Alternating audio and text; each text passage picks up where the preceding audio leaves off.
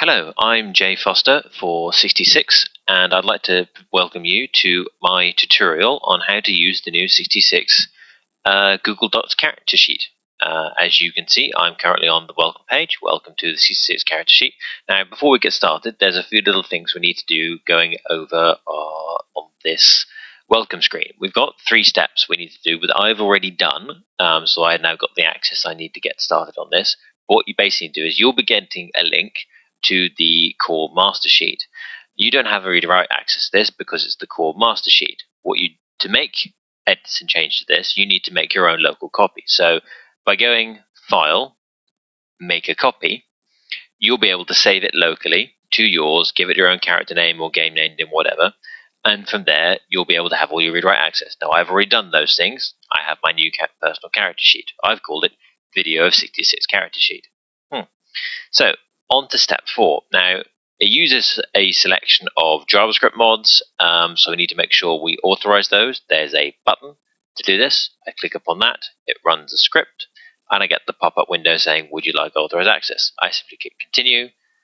It comes up with the next one, request for permission.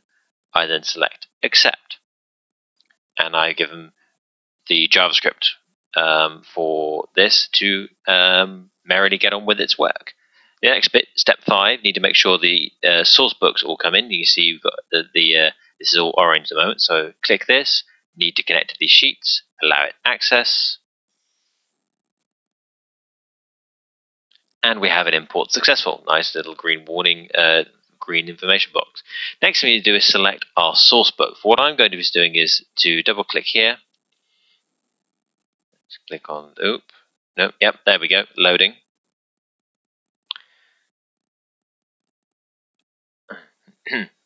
Click on the little down arrow, and I'm going to select modern. So that's where the modern source book going to be creating, and that's now going to load, I hope. Yes, there we go. So that's now importing the spreadsheet. It's taking a little bit of time. So while it's doing that, there we go. Now done and ready. So when you've got that green message up, you're ready to go. Just brings out on this. We also have the beast trees now available for those who wanted to create monsters using our 100 monster beast tree, and also demon strata, which is one of all the paths and information that came from the successful Kickstarter adventure. So now the last bit. Now your sheet is up and ready. All the information, so you've got the authorizations ready. What you want to do is talk to your GM. If you are the GM, then you may want to look at editing and sharing. If you are the player, you may want to edit and share with your GM. Just make sure you've got the share settings for your sheet correct, exactly what you want to do. Final bits and pieces we've got on this is we have a link to some tutorials. You'll find this little question mark on the character sheet will help directly into that. And there's a form that's been put together for it.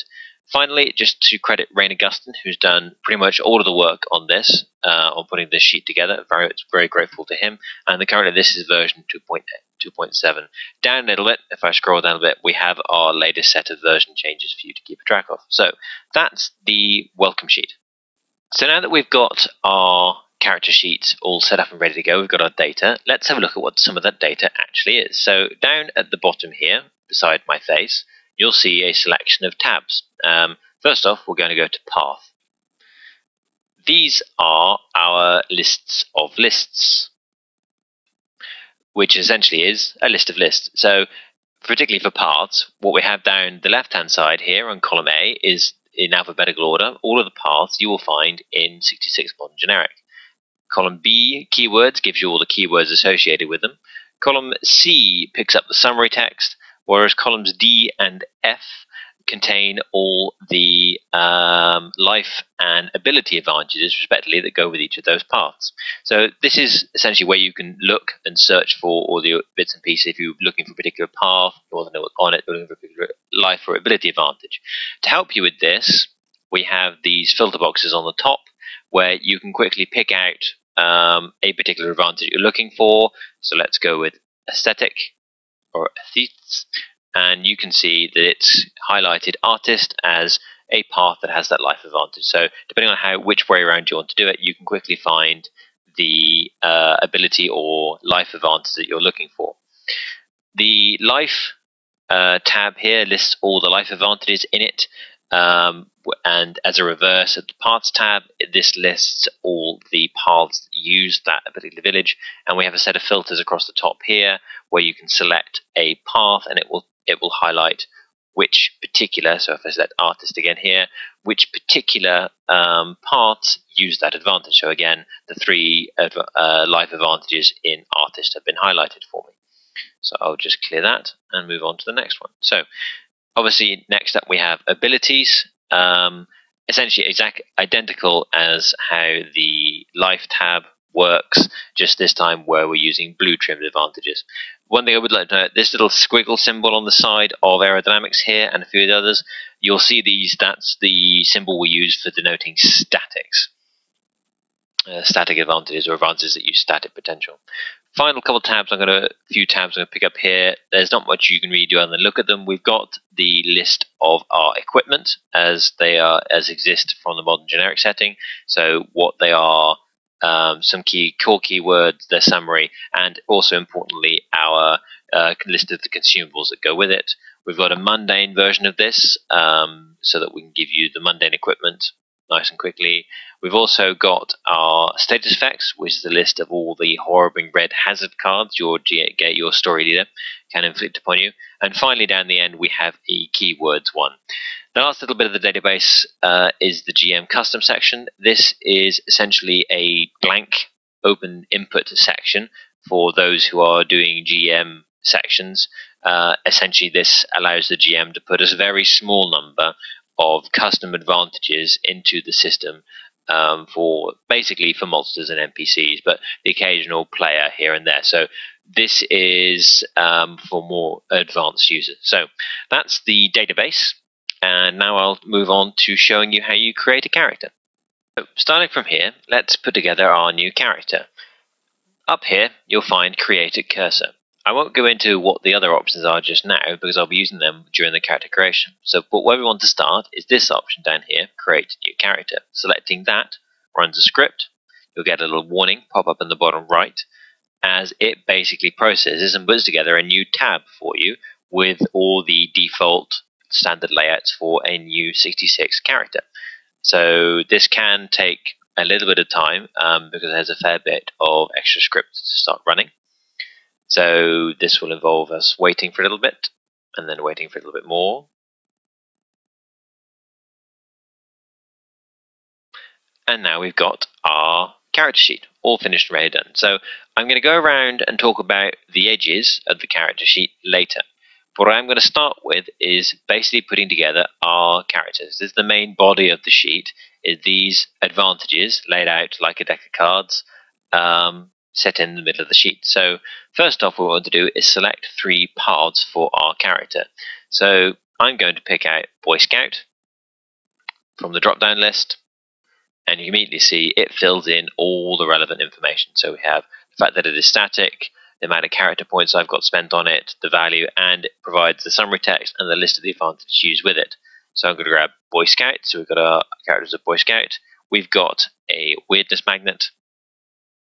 So, unfortunately, this character, strange things keep happening to this character. They're inexplicable, to him at least, and they are beginning to really intrude upon his life. And in response to this, our friend has become an investigator. So that's our 3 paths. That quickly gets us everything we need to know from that. Now we need to put together the life advantages that go with it. Now, the list of life advantages can be found by clicking on the little down arrow here, just like we did with the paths, and this list is filtered to match that of the paths. So you don't have to worry about going through all of the life advantages to find the ones that are legal for the paths you've taken. The sheet already pre-filters it. So I'm going to have our character is going to be healthy. So you see it's dropping in the relevant information. Our character is going to have sharp eyes, and our character is going to have willpower. Now, I ideally want to have a 4th life advantage, but I don't immediately have the space for another green card. So I select the blank space here, and now I go back up to Create a Cursor. Now, these are where these extra ones come in. They allow me to create the standard templates for each of the advantages into the empty spaces. If I want to remove an existing one, I can simply overwrite by selecting it and doing this way. So I want, in this case, another life advantage. script runs, and a green trimmed box appears. Et voila. Now, I can simply go down to here and select the final bit I want on this. I'm probably going to go for idiosyncratic, because that's the nature of our character.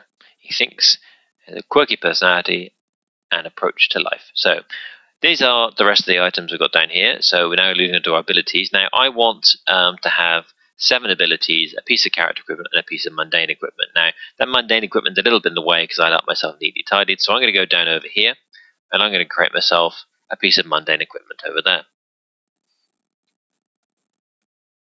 And there we go, filled in. So I'm just going to quickly go through here and fill in each of the extra abilities I want. So there goes another blue one. Add another one here.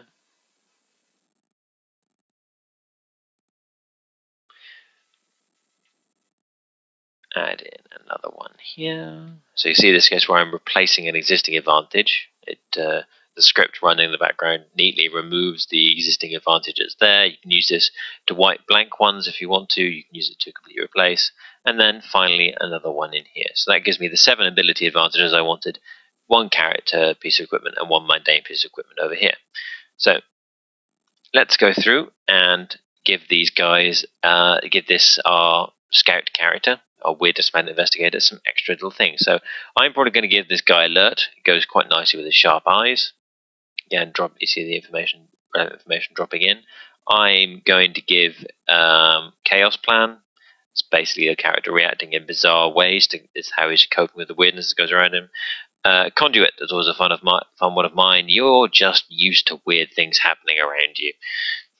It's almost a luck card. Now we've got a Boy Scout, so we're probably going to have resourceful. We're most likely going to have rope use, and we are going to have survival. So for the last one, I think I'm probably going to go with first aid. So it's much more on the Boy Scout, much less of the other 2 parts. For his personal bit of equipment, I am going to skip past the future text and the guns, and I'm going to pick up a smartphone. It's a pretty useful bit of equipment for our character to be using. And finally, for his piece of mundane equipment, I am going to give him not some body armor, but a thick leather jacket to give himself. That's just a little bit of extra protection. Now, with all this lot dumped in, you'll see that my CP count up here is now at 60. I'm creating a 70-point character, so obviously I've got 10 bits of character points to spend. I'm going to do the usual quick start 66 rules, where I put together a couple of +2s and 4 +1s. Willpower I'm going to have as a +2. I'm going to have resourceful as a +1, survival as a +1. See how I'm doing this is selecting this little drop down box next to the CP and picking the value that I want. Rope use as a +1. So that's what? 1 +2, 1, 2, 3 +1s. Let's give him a +2 in his smartphone, because any kid these days are pretty good at this days. And finally, let's give him just an extra +1 in sharp eyes. So you can see this value automatically updating and corrects. You don't need to do any of that annoying mathematics things to make sure your character is fully done. So that's the core of our character. And now we need to start adding in his extra bits of metadata. So let's first give him a name. Let's call him Bobby Stevens. So we've got a name in there that immediately goes to not being read. Going to stick with the standard potential of 4, 2, and 2 for his dynamic, static, and recoup. If you change these values, dynamic and potential will affect how much you've got in your bank and your other potentials available to you. The recoup is more of an aid memoir for you. The sheet deliberately doesn't spend a lot of time, it doesn't attempt to track or limit the amount you can recoup. We felt this was easier management process than us trying to make sure we had an ultimate solution going around on that. The next bit you need to do is include your free resist. Now, rather than typing in a number in here, you simply type the name of the advantage in this yellow box here. Now I'm making Bobby's free resist his willpower, and I type the name in there exactly matching the name on the advantage, and you can quickly see that the willpower advantage down here now has the free resist tag on it, indicating that's correctly, and the number is incremented on here. Final thing we've got to do here is our background notes. So, which we simply double click. This is just the character flavor text that's been supplied. So, Bobby was a model Boy Scout until he started seeing aliens. And that's that. So that's the metadata that goes in and supporting the character done. So with the character created, let's go around the rest of the sheet and I can talk to you about what the other buttons do. So down over here in the bottom left, we have our consumables. This is where you keep track of how much of certain key items you've got. Some of the equipment that I showed you, for example, some of the weaponry, obviously the weaponry have a consumable value. Entering the consumable value in there means that when the sheet registers that you've used that particular piece of equipment, it will update the amount of consumables you've got left available. That's the consumables. This cog is for if you want to take a potential action. So you push this button and your character spends one potential and rolls 1d6 plus 0. So this represents simply just spending one potential without having to immediately assign it to any one particular advantage. Above this, we have the bank.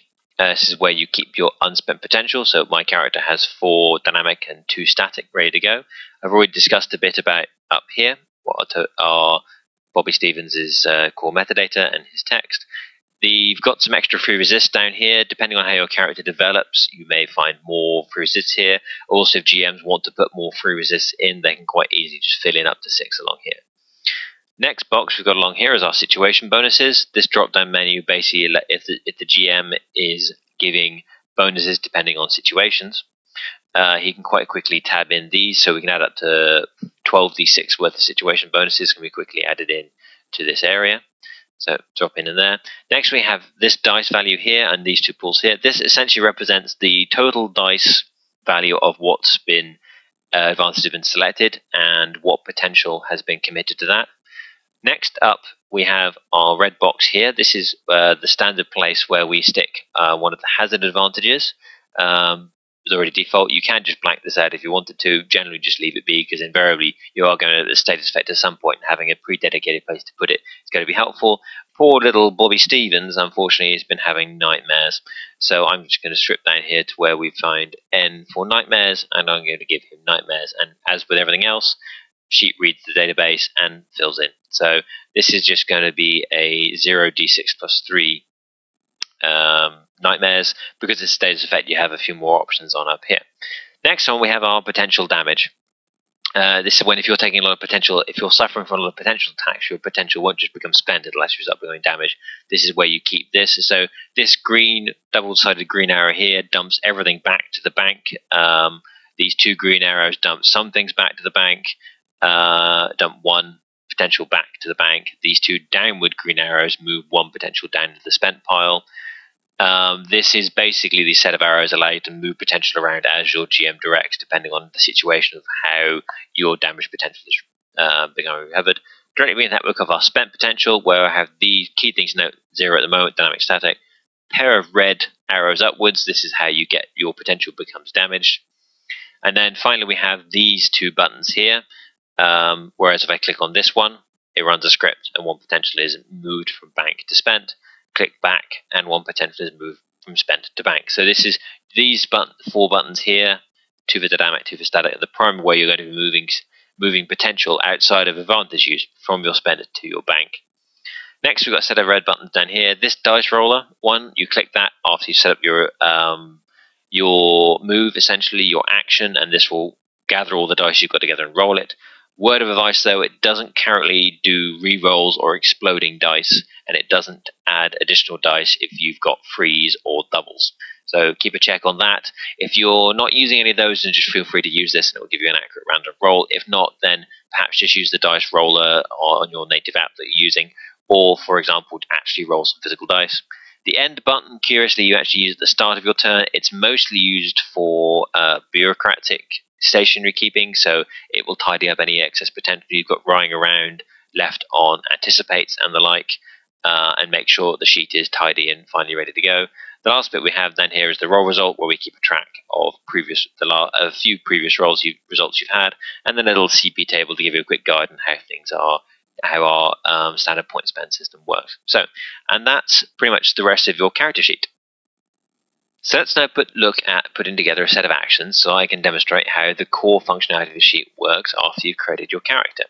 Now, Bobby's managed to get himself into the restricted reservoir and has come across an alien fixing its UFO. He's going to take a picture of it. Now, because this is an action with potentially incredible repercussions, I'm dropping into the combat style of the story at the moment, and so I'm going to be keeping a track and limiting Bobby's potential. So he's going to try and take his picture. So basically what we need to do is select which advantages Bobby's going to be using. Now, he's definitely an investigator. This is going to help. So I select the little drop-down box here, next to the 3 dashes, and select Use. You'll see that this immediately commits 1 static potential, because it's a static advantage.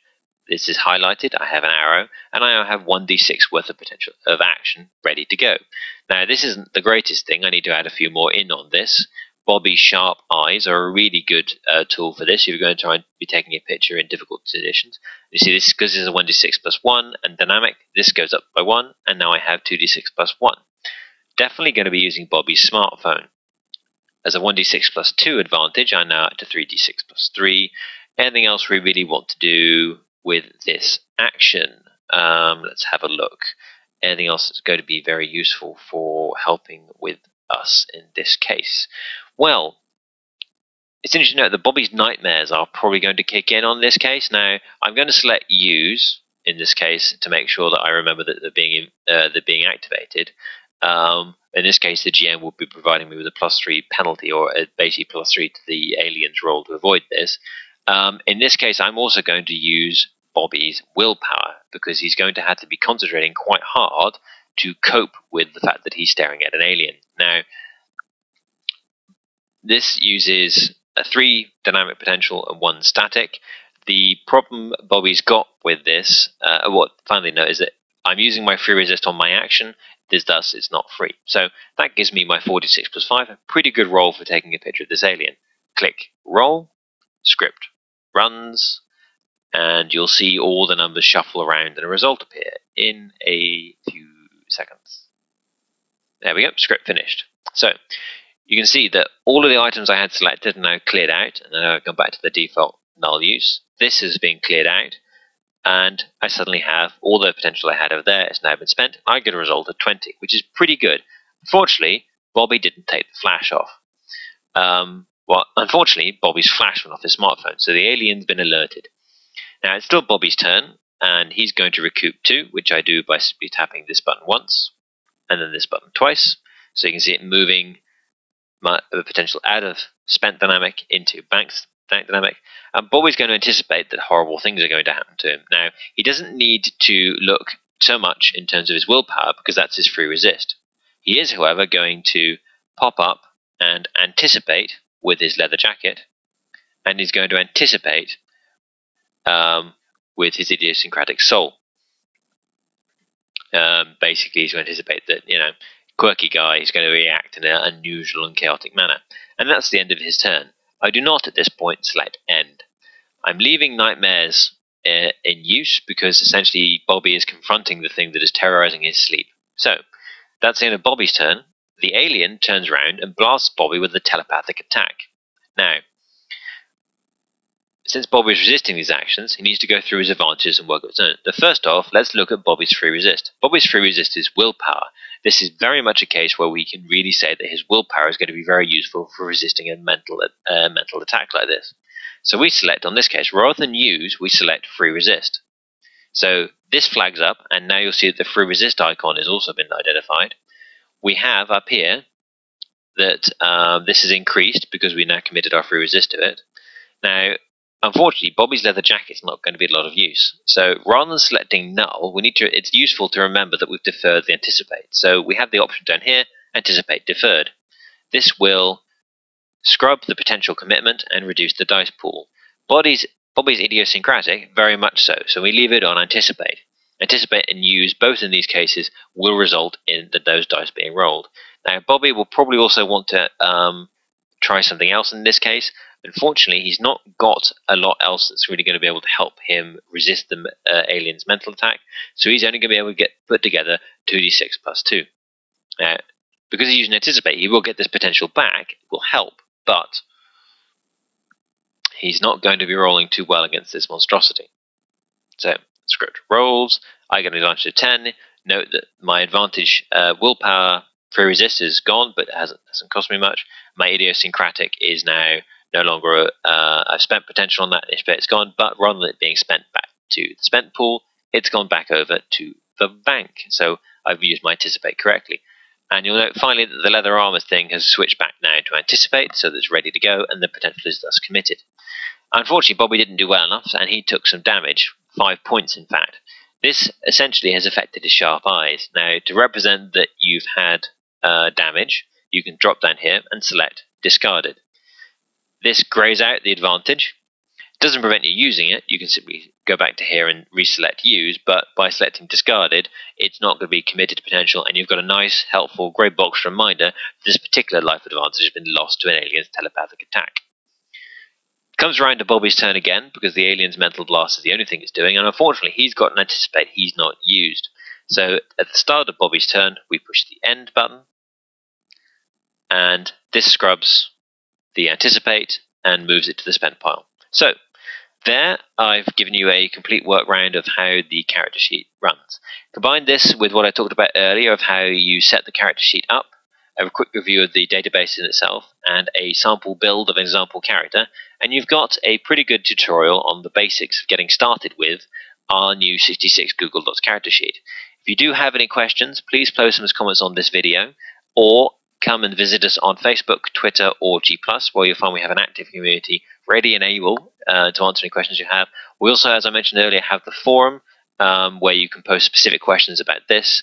And also, please come and visit 66rpg.com, where you'll find our products available for purchase at reasonable rates.